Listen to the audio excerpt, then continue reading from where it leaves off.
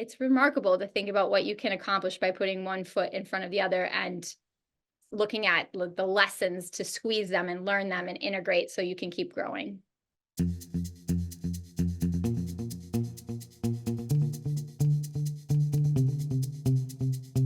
Hello, and welcome to Build Your Remarkable Practice podcast. This podcast is dedicated to chiropractors who are in the seasons of launching and building their practice. Join myself, Dr. Lona, and my co-host, Dr. Bobby, as we have conversations each week as it relates to building the practice of your dreams. And remember, you can have a remarkable practice as part of a remarkable life, not instead of one. We're here to lead you on the way. Welcome back, team, to the Build Your Remarkable Practice podcast, where today we are going to be talking about part 2 of lessons learned in the trenches. So last time we chatted about, Dr. Lona had a lot of questions to me and what was my journey, what were my lessons learned during that journey. And I'll tell you what, I'm really looking forward to today's conversation, because having chatted to you about this when we first met a number of months ago now, I was super inspired. I must admit, I was super inspired from day one. I was like, man, this is so awesome. And I'll tell you why. My wife is a chiropractor, so I look at her journey and I look at, her being female, me being male. And I remember even from school, there was different challenges we faced. So she faced initial challenges of like, oh, I can't quite adjust like you, or I can't do side posture adjusting like you, or I don't have the size, to like adjust like you. And then I started to notice that would go into practice. Oh, I can't quite speak like you, even though I felt like I had no clue what I was doing. I can't quite screen like you. I can't quite do this like you. And I saw the challenges that she had as a young female. So we both graduated, would have been about 24 years old. And they were vastly different from the challenges that I had. And I must say, I've got massive admiration for her, and watching how she went on to build like an amazing practice is just awesome. But during that journey, I saw a lot of her friends that were in chiropractic school with her that unfortunately dropped out of chiropractic. In fact, we had a lot of them in the beginning do locums for us. Nowadays, they're not practicing anymore. And I think the attrition rate in female chiropractors is huge in comparison to male chiropractors, which is a massive issue that we need to stop. So when I heard your journey, I was just like, what a breath of fresh air. This is amazing. It shows you that you can have it all. You can have an amazing practice. You can have a huge impact in community. You can have an amazing family life, an amazing home life. You can have amazing time with children, with spouses. You can have it all. So Dr. Lona, over to you, lady. I want to know, how did you do it? Your 2 to 3 minute rundown, or as much time as you need, quite frankly, to explain to us, what was your journey in chiropractic? How did it unfold for you? Yeah, thanks, Bobby. Gosh, I was actually this week in practice. The balloons are still out there behind me. We celebrated 14 years in practice, and I'm sitting in the square footage of my initial launched practice. So back in 2010, we opened the doors here, and it was 1,000 square feet. And I just remember feeling like the gift sometimes of like not knowing what you don't know, because I think if I had known what I was going to need to know, it might have like overwhelmed me at that point, where I might have been like, all right, maybe I'm not going to do it. But the beautiful part is you put one foot in front of the other, and innate leads you and opens up the right conversations. And, you heard that thing said before where it's like, when the student is ready, the teacher appears. And so what the blessing of ignorance opened up for me was just that I opened the doors, and then I had to figure it out. And so we grew actually pretty quickly. When I think back on my journey, there was one point, I'm going to talk about this as we get into kind of like the lessons learned, where I remember feeling like, holy shit, I have a house of cards here. Like if I don't show up tomorrow, nothing happens, nothing gets done, nobody knows what to do. And that wasn't a good feeling. It was like, yeah, we were making some money and people were coming in, and the tone of the atmosphere was good, but I felt over leveraged, busy, and we really weren't that productive, but I was busy. And I think a lot of people can relate to that, where they're like, gosh, it sounds terrible to see double the amount of people because I'm too busy where I'm at right now, but it's not satisfying, and there's a better way to do it. And I can resonate with that because I felt that way after about a year into practice. And then as I got coaching and started to learn how to actually do systems and how to streamline some processes, as well as train a team and invest in teams so that they could see themselves in part of the vision. And Bobby, I know when we were doing your learns, you know, you talk so much about vision, and vision has been such a critical piece for us, and it keeps continuing to be the thing that you come back to, is like at each step of the journey, it's about vision. Before you can implement anything else, you got to know where you're going. And so what happened for me was not part of the vision. I did not have a vision to have multiple practices to begin with. And I think this is where it's sort of like laughable sometimes when you look back on your journey. And I think there's a way you end up where you're meant to be sometimes in spite of yourself. And that happened for me at first. So I had launched my first practice, grew it pretty successfully, wrote a book about launching practice, because I remember thinking, I have a degree in creative writing, and I would have liked to read a testimonial of someone explaining what it was like to launch from, you know, 0 new patients on the books to like, oh my gosh, I paid off my student loan. So I did that. I took my experience and wrote it down and self-published, mainly because I didn't know what else to do with it. And what that did was it opened up a platform for me to start speaking in the profession, probably before I had any, you know, real reason to be stepping on a stage, sharing anything. That book opened those doors for me. So all of a sudden I found myself around coaches and mentors and people that I could learn a ton from. So when we talked about tribe, you know, in the last podcast, that was one of the biggest gifts that happened for me, as I got into rooms that I never would have gotten into, probably because I wouldn't have known to even look for them, that I heard philosophy spoken in beautiful ways. I was surrounded by people who did business a lot better than me. And simultaneously, I got married. And so when we got married, all of this was happening. I was speaking more. I was traveling, and then my husband lived and had a business an hour and a half away from me. So we moved an hour away from my practice, and I was crazy enough at that time to think, well, I started a practice before, why can't I do it again? So I'm going to start a second practice by myself. I had no associate, no partner. I had 1 or 2 CAs at the time. And all of a sudden I thought it was a great idea to start another practice because I had done it the first time. And I quickly found myself humbled and that doing 2 practices was like a whole different ball game. And that's when I needed to learn how to train my team to the next degree, bring associates in, start to realize marketing systems on a better scale than everything had to get better, because now we were leveraging things. And so once out of necessity, I figured that out, then I started to realize this is actually maybe a model where I could bring people in, other docs, what have you, and then we could open another practice when they're ready to expand in, you know, maybe into ownership. So, which I think is similar to what you've done there, Bobby, too. So, you know, simultaneously, my mom got really sick, and I had to do some like caretaking and helping with, my dad and my mother for a while. And so there were so many things that I think personally also made me realize, like having kids, for instance, that it is different being a woman in chiropractic. There's some different things that we have to navigate, some of them being like the biggest blessings in our life, like pregnancy and childbirth and all that. But I remember a male mentor asked me, and I walked into a room of all males, and he was very direct, and he said, Lona, what are you going to do when you have a kid? And I was like, well, what do you mean? And he's like, well, you're not going to just like get pregnant, pop a kid out and go back to practice. And I thought, okay, maybe I am, maybe I'm not. Why are you even asking me this? This is so uncomfortable in this room.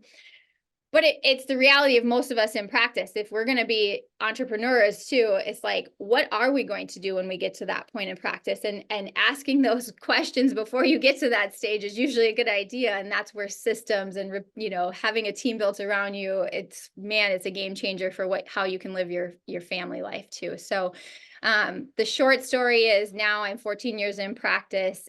We have 3 locations. One of my practices operates out of the school system, which is a whole different conversation. But we're seeing hundreds of kids a week, as well as hundreds of people in our location. And it's remarkable to think about what you can accomplish by putting one foot in front of the other and looking at the lessons to squeeze them and learn them and integrate so you can keep growing.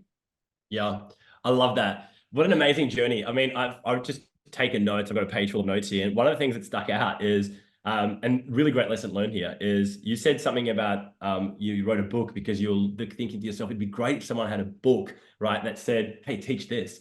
And it's funny because I remember going on to Google and typing in books on practice building, right? I remember typing in books on like launching a chiropractic office. And I found like, I think two. One was from like 1972, which sure had relevance to it. I bought it, right? But I was like, okay, some things in here are probably relevant. Maybe some things have evolved or changed, right? And the other one I just couldn't get a handle on, right? I couldn't actually order it to get it over to me. But I remember looking at that, which kind of reminded me of something. I feel as though as humans, naturally, we have this innate instinct in us where we're like, okay, well, let me find something, let me find someone, let me find something, right, to sink my teeth into. And just knowing, guys, that that is out there, that exists. Like you're not on your own. You're in this beautiful profession where there's people. And the thing that I've experienced, I know, Lona, you've experienced this as well, is that, people want to help. If you reach out to the right people, they want to help. They want to give you everything. It's not a case of, oh, no, there's a limited amount of, pie to go around. So the more pie that I give to you, the less there is for me. No, it's the actual opposite. People want to help and you can learn from them.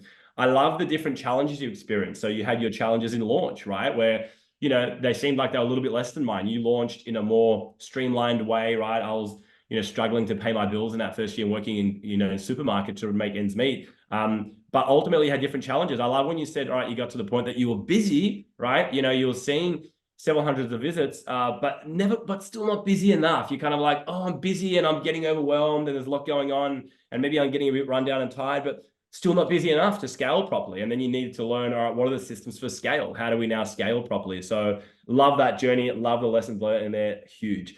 Tell me something. So during that period there, two things I love to learn from everyone is challenges. Walk us through, like, what would you say was some of like maybe one or two of your major challenges now, specific challenges that you faced in either launching, building, or scaling? What was the specific challenges that you faced that, at the time you were like, oh, I don't really know. And then how did you kind of navigate those challenges? Yeah.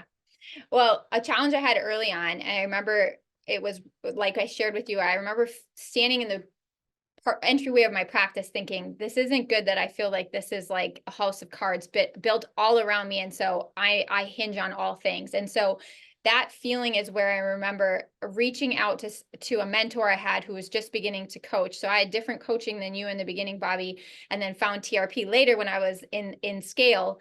But I know, like, to have people who know how to walk you into systems, because I had no systems yet. Like, it was like, if I felt like it, we were going to do one thing. And if I didn't feel like it, then no one knew what was going to happen next. And so that was a critical part of build for me, was starting to realize that everything needed to have a system and that there was repeatable things that should be said. And it didn't even necessarily mean that it was a script, because that sometimes gets like a bad name in chiropractic, like, oh, I don't want scripts. And I felt like that. But it also is like, let's not kid ourselves. There's things that we repeat every single day over and over and over, like a broken record. That is your script. You just need to make it your own. And so I put a lot of effort into really thinking about the system and the flow. And that made, us go from 120 to like 250 pretty quickly by just starting to have routineness to things, as well as like internal routineness of conversation. So like, it blows my mind how many times I talk to chiropractors who are maybe in that season that don't huddle with their team in the mornings, so it's like, well, that literally could be a 5-minute experience, but you guys got to do it. That can grow your practice almost immediately, just because the system of knowing what's happening at the front and the back is all so much more cohesive. So those were critical conversations for me.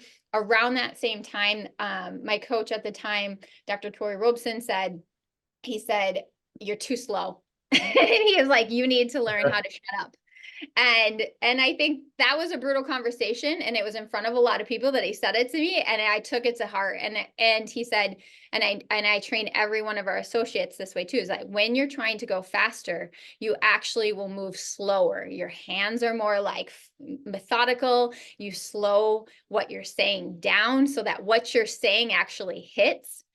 And then a lot of it is I want to jump in. Sorry to interrupt you, but that's a golden nugget. That's an absolute golden nugget. I just want to say that slowing down to speed up. I like to call it, sometimes we can get into this sympathetic zone. I would catch myself in initial consult, like going through the motions in this sympathetic zone. Actually, you just got to get parasympathetically centered. Just come from the heart, and it's amazing how things speed up. So sorry to jump in, but that was golden nugget that really stood out. so good. Yeah, I agree. And and with that, the mental willpower, and this is another thing that's an internal thing to you as the practice owner of like, when's the right time versus not the right time to say something, to ask something. That might be with your team. It might be also with the person on the table. Is like, just sometimes it may be important, but not in that moment, right? And so knowing when those, that just helps you shave some time down. That sometimes gets you talking about the weather or whatever else. And that it seems like harmless, but in the case of building your practice, it's not. So those were critical. Then as I started to realize that my team drove so much of what was possible, whether that was having a really strong office manager, or eventually as we were adding associates, I started to realize like, just like I need systems and training and philosophy, so does my team. And so bringing them to almost anything that I was attending it became a really important part of our development, and it still continues to be. And it's also how we've created more leaders who then can go and open, the next practice or take it to the next level. So I think training people, learning how to delegate to people, and also how to let go of control, which continues to still be a thing that we all, I would imagine, work on, because it's just, as you get better at something and you're training someone else in and they start to take it, then you also have to do the internal reflection of like, well, who am I if I'm not the one that's captaining the ship the same way that I once identified as doing it? And that's such a huge transformation, even in the build season. If you're the one that, for instance, is always dropping off the checks to the bank, or the one that always does a thing a certain way, and now someone else does it, and maybe even perhaps does it better than you and wants to do it, sometimes there can be this like, is it okay if I'm not the one that does it? Do I still have value if I'm not the one that the new patient loves? And I'm here to tell you, yes, that's a beautiful, beautiful part of building your practice, is to have other people who can do things better than you. And for me, that's been a huge part of where we've gotten to, is having an amazing team. I joke that I love collecting people. So I love that. I love that. I love also what you said there. When you said, "Is it okay that I'm not doing it?" And what stood out for me once is what our good friends Dr. Alan Miner said, and he said, when businesses become great, they actually almost become, there's a little bit of boringness to them, because before you used to like have chaos and run around and I'm doing this and quickly run over here and do that and quickly run over here and do that, and then you kind of get to this point where you're like, wow, I've got these rock stars that are doing everything and there's nowhere for me to run around, right? And it gets to this point of like, successful businesses is like, this is, wow, doesn't require me. It's almost, dare I say it, boring. But then obviously the team always needs great leaders, okay? So, the vision of the leader, the vision of the CEO is always paramount, because remember, not everyone is a visionary. They say roughly 15% of people are visionaries, which means 85% are not. However, everybody will find a vision. So long as you stay clear with the vision of what you're trying to achieve, and you had amazing success so far, Dr. Lona, but one thing that I know from you is you're already vision casting in the future. What does the next chapter, what does the next version look like? And the reality is, here's one thing that I know, guys, working with different docs across the globe, the more successful the DC, the more successful a business owner or a business person, the more in the future they can vision cast. So if I say to them, tell me your 10-year vision story, they'll give me answers for a 10-year vision story, compared to the person that says, oh, I don't really know what I want to achieve this year. I'm not really sure. Yeah, look, I want to get busier. Okay. You can almost see how successful someone is right now in the moment by the clarity of their answer to that story around, hey, what are you trying to achieve and how far in the future they can vision cast. I love something else that you said there too. And I wrote this down because you said, you talk about scripts, right? Like, all right, learn the scripts, learn the process. And I've also recognized there is almost this, negativity towards like scripts. And I saw it in my graduating class, right? When we came out, like, all scripts, people tell you what to say. But it was so funny. The way that I used to look at it, Lona, is I was like, give me the scripts. Oh my God, there's scripts? Are you serious? Wow, there's things that you should say that get an outcome. Where do I get these things? What the heck? How do I get my hands on these things, right? So my attitude towards scripts was like, where are they? There's scripts? Shit, yes. So I embraced it from day one, because I understood that, Scripts for me was just a flow chart. Scripts for me was just like a game plan. And, you know, just like anything, like I grew up playing soccer, I grew up playing football when I was younger. So like when you're starting in the beginning, you've got to learn how to pass with the inside of your foot. You know, as a child playing soccer, everyone, you know, when they kick the ball in the beginning, does this thing called a toe punt, or I think it's called a toe poke in the US, right? Where you kick the ball with your toe. But it's the most ineffective way or inefficient way to actually kick a ball in soccer. It gives you a lot of power, right? But it's very hard to control that kind of kick. So the first thing you got to learn is no. When you pass the ball, you don't, you know, toe punt it. You got to pass the ball in soccer with the inside of your foot. That gives you the most control. If you want it to curve when you get a bit more advanced, you got to pass it with the outside of your foot, right? So you got to go past outside and drive through the ball. If you want the ball to dip, you've got to kind of get over the ball. If you want it to go up high, you want to get under the ball. So like you have to learn key things, but then no two people kick a soccer ball the same. And no two people pass the soccer ball the same. They have their own style and their own variation based on their personality, based on their body type, based on multiple factors. So for me, scripting is the same. It's like there's fundamental things that if you adopt them, you will get better outcomes with people, full stop. Okay. There's a way to create emotional engagement. There's a way to build curiosity. There's a way to positively use fear of loss, not in a negative way. I love leveraging curiosity, for example. There's a way to leverage timeliness in terms of like, you get urgency about getting things done. But then once you learn it and master it, you do it in your way, in your style.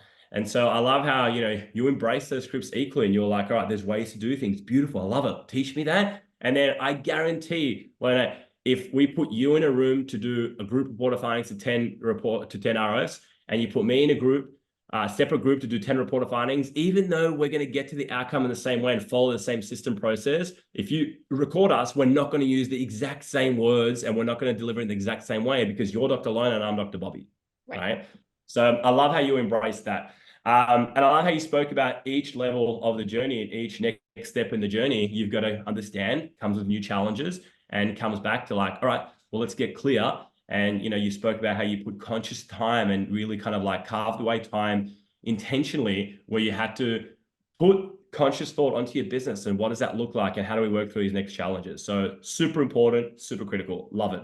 So on that, tell me a little bit then about successes, learns. What were some of the biggest learns? What was something you're like, oh, okay, we did this and this was awesome. Maybe it was an attraction thing. You learned how to market. Maybe it was a conversion thing where you got really good with care plans. Maybe it was a retention thing where you're like, oh, we learned when we did this, you know what? People just weren't dropping out of care. Our retention went through the roof. Or maybe it was team building. Hey, here's how we started to scale, right? The team aspect of it was just a game changer. But I'd love to learn what are some of your biggest learns, some of your biggest wins in that journey too.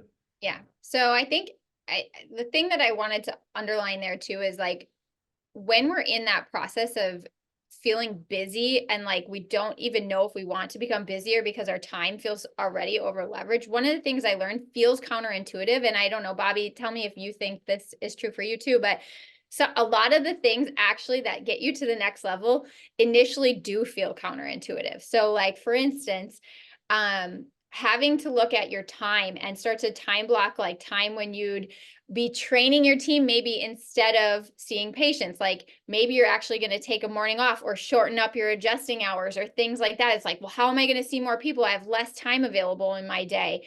Like that was a really critical learn for me, is that you are better utilizing your time when you start to delegate your time to certain tasks instead of just letting it be this hodgepodge. So that was a learn. And with that became team building of how critical it was for all of us to role play.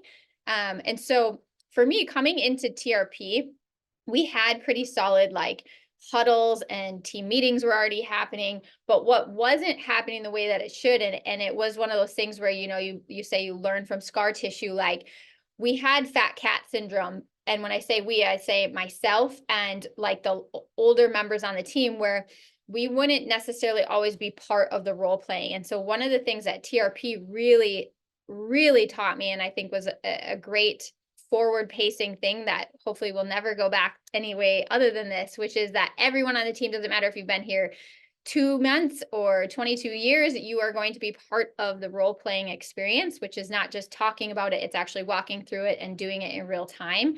And so that was a critical learn for us too, because it's easy for us to kind of sit back on our haunches when we're feeling like we know things. And especially in today's world with how fast automation is changing and the tech that you can use, we all needed to be staying training.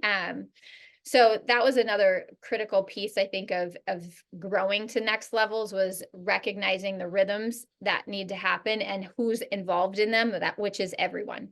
And when I said I love collecting people, I think that's part of it too, is that we have to stay, as the leaders and the vision casters, relevant to the fact that our people are going to have to see themselves in the vision. So routine connection points with your team, so that they want to grow it with you, is really time well spent. But again, when you're feeling overwhelmed and too busy, that can be the stuff that you end up brushing to the wayside.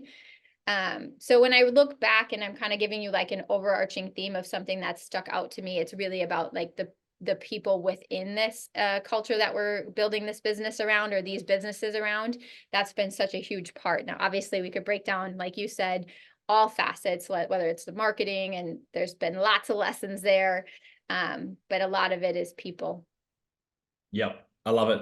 That's huge. You said something there, Key, and I just want to, again, reframe it for everyone and reiterate it. And that was better delegation of time. The things that you were doing that got you to a certain level, they're not going to be the same things that get you to the next level. I remember I used to hear that, and like it kind of like would be this thing that sounds good, but I didn't actually really know what it meant until I went through the different seasons successfully. Now, in hindsight, what really helps me understand it is, let me give you an example. So in your early days, right, I remember when I worked out, we got to get newies in. So this is back before social media ads or any of that kind of cool stuff, right? So one of the best ways, big secret, still works today, okay, is external talks or spinal screenings. So I made a decision. I was like, all right, I'm basically going to go out and screen every single weekend and just meet people. For me, screening was just a way to meet people. I'm going to go out and screen people. So we would screen, and I'll be out there on the front line talking to people, loving it, meeting new people, and the more people that I met, the more came into my offers. Now, the reality is that built a large part of our practice, right? It helped really build myself. I remember speaking to, Dr. Pete Camiolo from the micro practice as well. They went to 0 to 1,000 in a year. And he's like, Bob, whenever I was not adjusting, I was screening. I was screening my little backside off every single moment that I could, right? And I totally resonate. I totally get that. But then the reality is, when it started to get to a point to scale, all right, let's now add more associates, fill them up. Let's now add more locations. I couldn't just screen more. I couldn't just go out and screen more intensely. No, instead what I needed to do is build a screening team where that skill set that I'd learned, translate that skill set to other people, build your sales team. So now you've got a team of people that can go screen. Now you can screen in multiple locations. Or let's talk about speaking. Teach other people how to speak. So teach somebody how to go get speaking engagements. And I could say to them, I want to have a speaking gig every single week. And then teach others how to go speak. So there'd be times where in one day we would have 3 speaking engagements. So we'd have 2 external talks in companies. Then we'd have a dinner workshop at night. Simultaneously at the same time, there'd be a screening going on. I couldn't be at all those, right? So the reality is I would do the dinner. I would have an associate number 1 go and do talk 1 and 2. Then we'd have a team that's going out and do the screening. So you imagine how many newies are rolling in one day when you've got that simultaneously happening. But it's not the same system that leads to that I was doing in the beginning. So John DeMartini says something, Lona, which really sticks out for me. And he says, the level of your success will be relative to intensity of focus multiplied by time. So intensity of focus multiplied by time, but then what do you focus on is absolutely key. And you spoke there about when you move into scale, more and more recognizing how your intensity of focus needs to be on your team. So get your team to live training, teach your team scripting, turn your team into leaders. So you've got leaders around you, and then just keep collecting more of these awesome people. And that's what builds an amazing business as well. Well, and Bobby, what you said right there is related to the build content as well, because if you're doing everything in a practice and you haven't even hired maybe your first CA or your second CA yet, like it's still the same conversation. It's just, yeah, no one can replace you in the adjusting arena yet, but you certainly can be delegating a lot of things, even, to what's available now virtually, whether it's a virtual CA or if you're doing your social media content. Like there's so many ways that we can get better at delegating and free up our time so we can be talking to people, adjusting them, and doing all the things that really fall in our domain, that hopefully is what we enjoy doing also, because where the energy is for you is what you should be doing. Yep. Love it. Nugget, where the energy is what you should be doing. That is massive. So final comments, takeaways, action steps for us. Lona, how would you summarize it? What do we need to do? Where right now someone is, maybe I'm in launch, I'm just kind of kicking things off, or I'm in build, I feel as though I'm stuck, or maybe I'm in scale. Takeaway for me, Lona, what can help me? Yeah. Burn the bridge behind you and move forward, right? Like, I think that's the thing that most people forget to do is they're kind of like 1 foot in, 1 foot out. And so, sometimes that's the beautiful story is when your back's up against a wall where there isn't any other way other than I'm going to figure this out, and you're willing to just put all your eggs in that basket and go. That's usually when you start to, you're going to make mistakes. That's where you learn. They're not actually mistakes unless you stop, right? So know that Bobby, myself, we continue to make mistakes. We're not afraid of them anymore. We learn from them. Doesn't mean we love it when it happens, but we know now that that's part of getting to the next part of our vision is learning what's going to take us there, which happens in real time. So just put 1 foot in front of the other, keep going. I love it. One step at a time. And guys, for some of you guys, that first step is get in contact with Dr. Lona. As you can see, she's a complete open book. So, you're not on your own. You're not in this profession where you're isolated, you're by yourself, and you just have to try and figure this thing out. There's a shortcut to success. Success leaves clues. So guys, get in contact with Dr. Lona, reach out to her. She can take you through exactly what that journey looks like, map out a plan for you as well, and show you what the journey can look like for you as well. So Dr. Lona, you're a rock star. Thank you so much for sharing. We got to do this again in the future. I love lessons learned. I love experiences, and I love just the takeaways and nuggets that you get from that. So my page is full of notes, and I thank you for that. You are a rock star. Thank you, Bobby. See you on the next one. Catch you really soon. See you guys. Thanks for listening to this episode of Build Your Remarkable Practice podcast. Remember, what the world needs now is chiropractic, and what chiropractic needs now is more successful chiropractors. If you like the podcast, please subscribe, share with your friends, and leave us a review. And if you'd like to connect with us personally, please click the links in the show notes to schedule a call.